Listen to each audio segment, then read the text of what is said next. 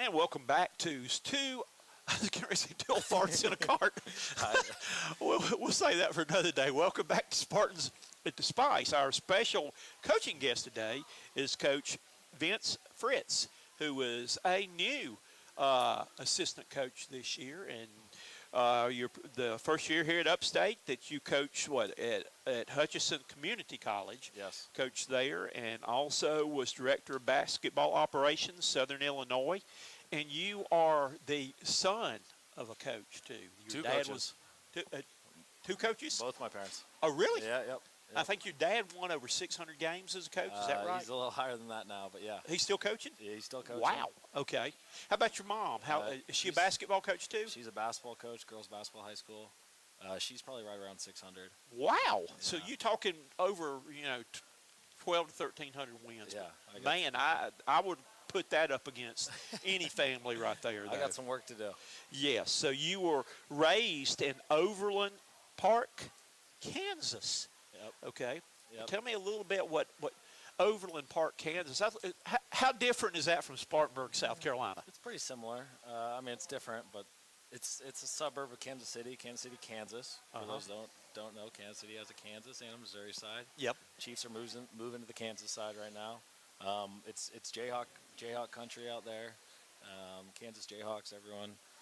But it's pretty similar. A lot more fields, a lot more flat, but it's still metro of Kansas City, so not small town Kansas, USA. All right. Basketball, we're in full swing right now with basketball and all. But when basketball off season going on, what do you like to do just to get away to relax? Basketball off season. If there is a such thing. Yeah. With the portal, there's not much anymore. Oh, God. Like you were talking about, I like to golf. I'm a golfer. I've never hit a hole-in-one like Carmelo claims he has. But, I'm a big football fan.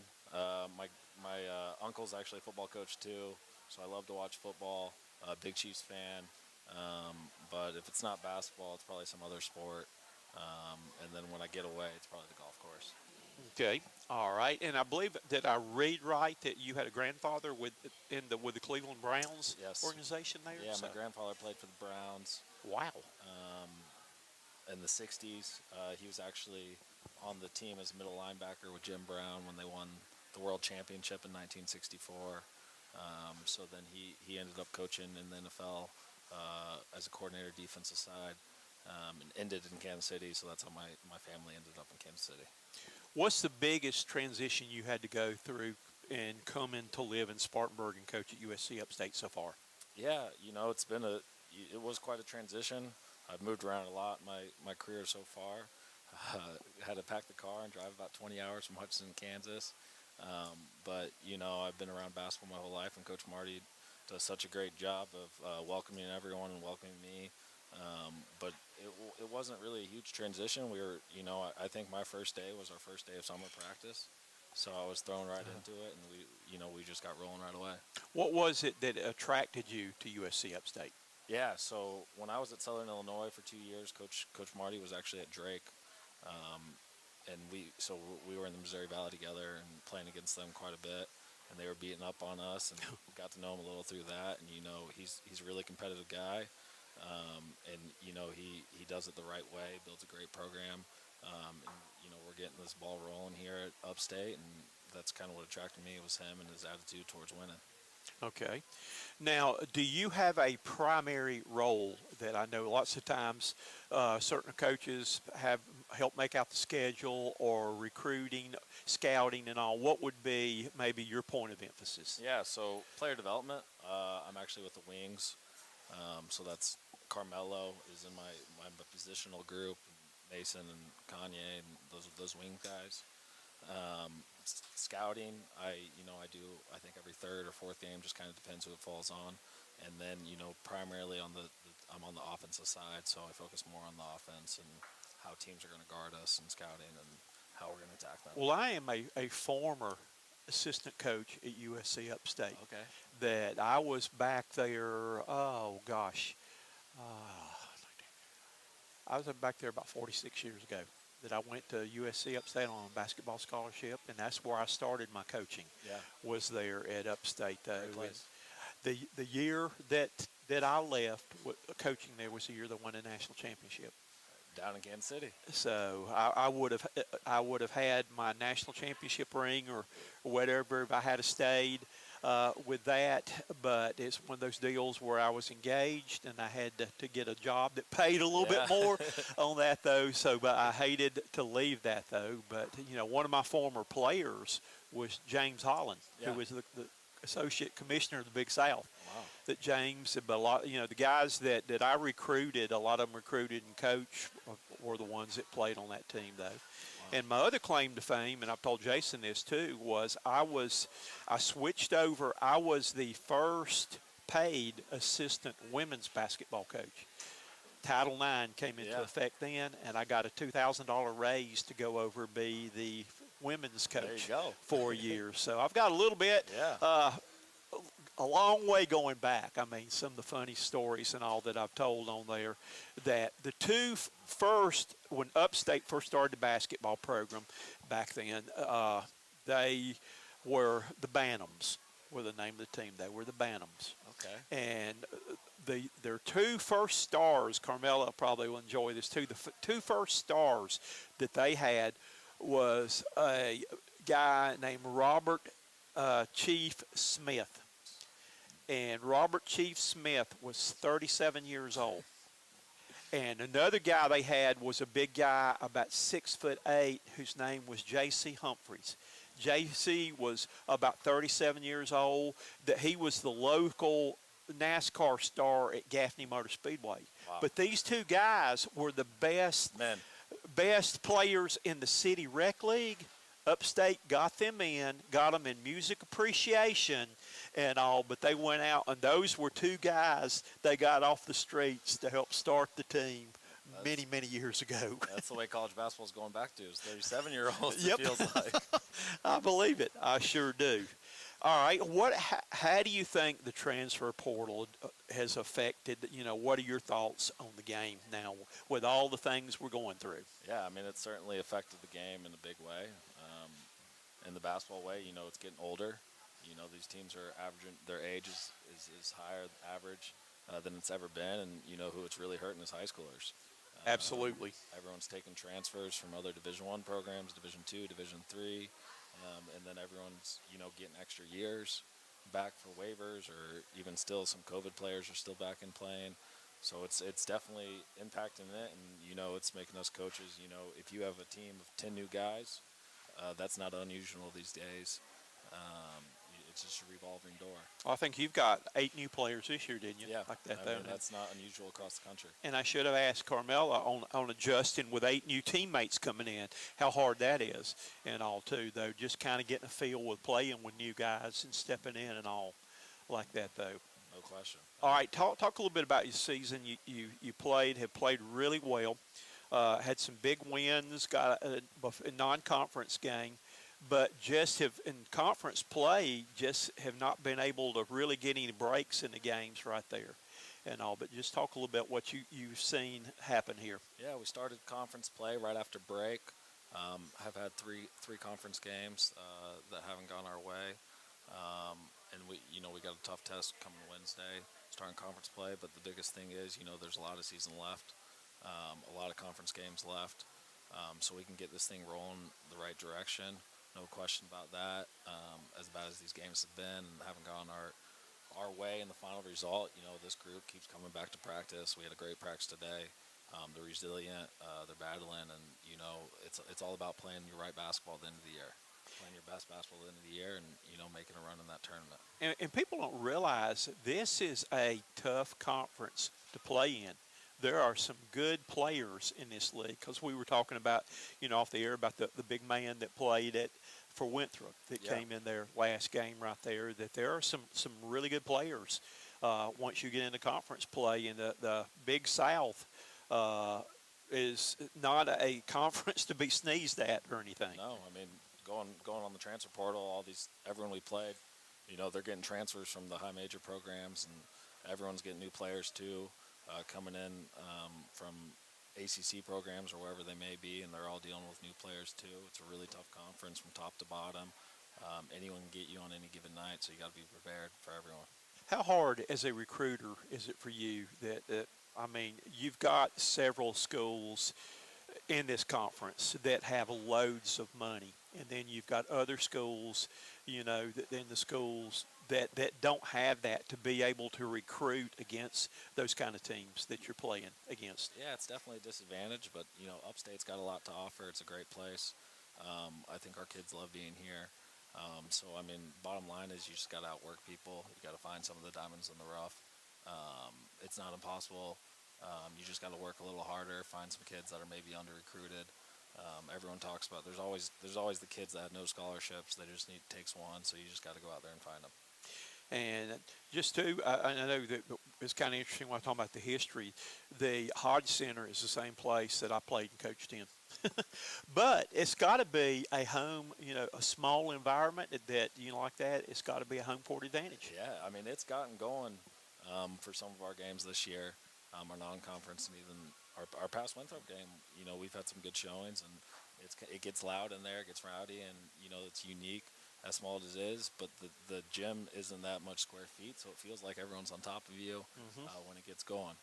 And look right now that they could have built Cameron Indoor Stadium is the greatest environment ever, I think, in college basketball. That I've had the opportunity to go and do some games there and all. And it's funny because I got mashed on right there on the media row with the crazies sitting right behind me, leaning on me. And it's funny because I used to get my phone and turn it on selfie and look behind just to see what they were doing, but they were squishing me in there though. But they got the money to build a place, but why in the world would you go build the Dean Dome when you've got the greatest home court environment if it ain't anywhere? Broke, don't fix it. If it ain't broke, don't fix it.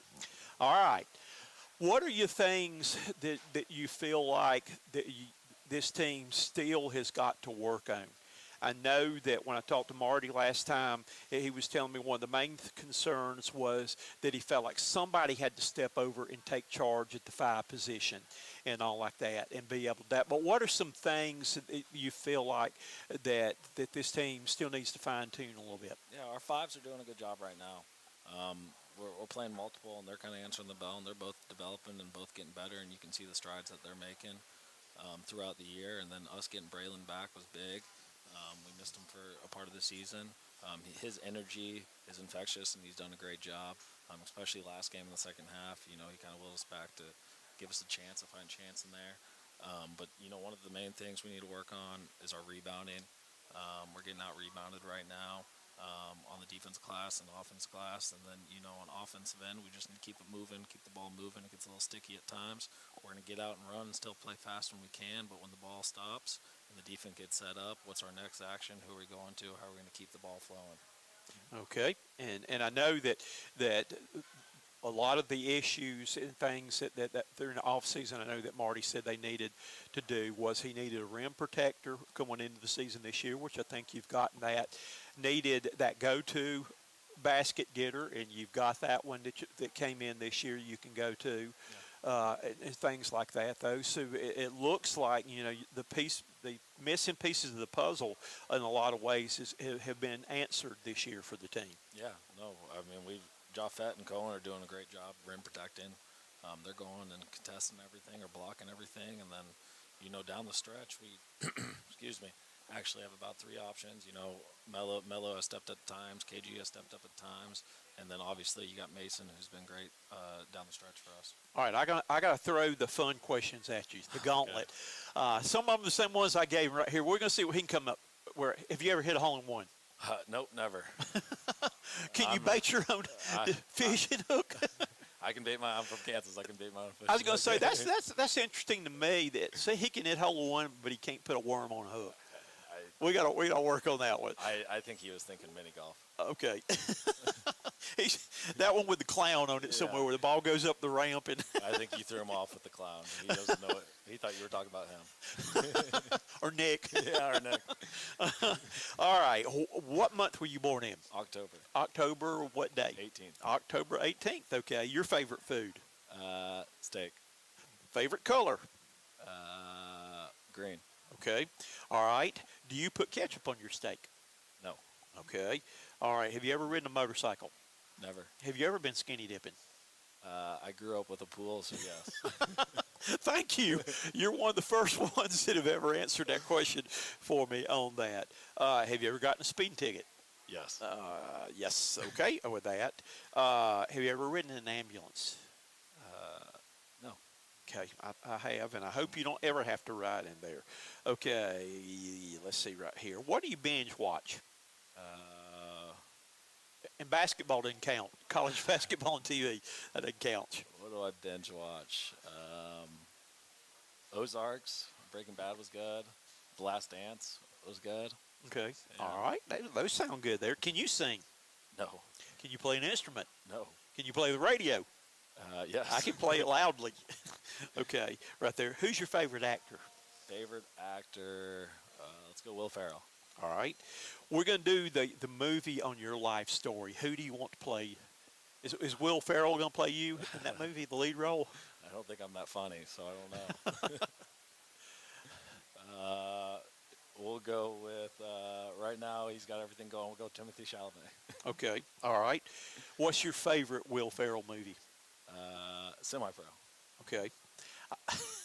Jackie. Jackie Moon. Jackie Moon. I would say probably my favorite would have to be Elf. Elf. That was great. There's about 10 I could go with. I actually watched some of the stuff this year where that behind the scenes stuff where he actually ate all that junk that he put in there with the waffles and it made him sick. But some of the things behind the scenes that went in filming and all, you would enjoy watching that though, of what he went through there. All righty. Your most embarrassing moment. Oh, my most embarrassing moment. Probably getting dunked on as a camper by Darrell Arthur. Okay. All right. Have you ever shot a gun before? Never. Okay. I've got my concealed weapons permit. I never hope I have to use it, but just want to Just be in case. prepared. Because with all the traveling I do going to games and covering games, I'm on the road late at night. You probably are too, recruiting, scouting, things like that, though, that I just rather be safe than sorry with that. I know he probably has, been from Texas out there, that I think that's part of the thing. To live in Texas, you got to be able to shoot a gun. Yeah. So probably a 6-shooter or something like that. So can you cook? Yes. What's your favorite dish to cook? We'll go buffalo chicken wraps. Ooh, okay. Have you ever changed flat tire? I have. Okay. Not very fast, but I have. Okay. Would you ever skydive? I would. Wow. Yeah. Again, Melo's bucket list, I guess. that's a bucket list for you? No, for Melo. Oh, yeah. That was one of his things right there. Have you ever held a snake? Yeah, I think, yeah. Okay. Do you believe in ghosts? Yeah, of course. Okay. Let's see. Something that you're afraid of? A phobia or fear? I've held a snake. I don't like snakes. I don't like snakes I don't know either. if I'm afraid of them, but I don't like snakes or spiders. That's one thing that when we play golf, we stay away from the no-necks. When we get out there, we don't mess around with those right there. All right. What's something that most people would not know about you?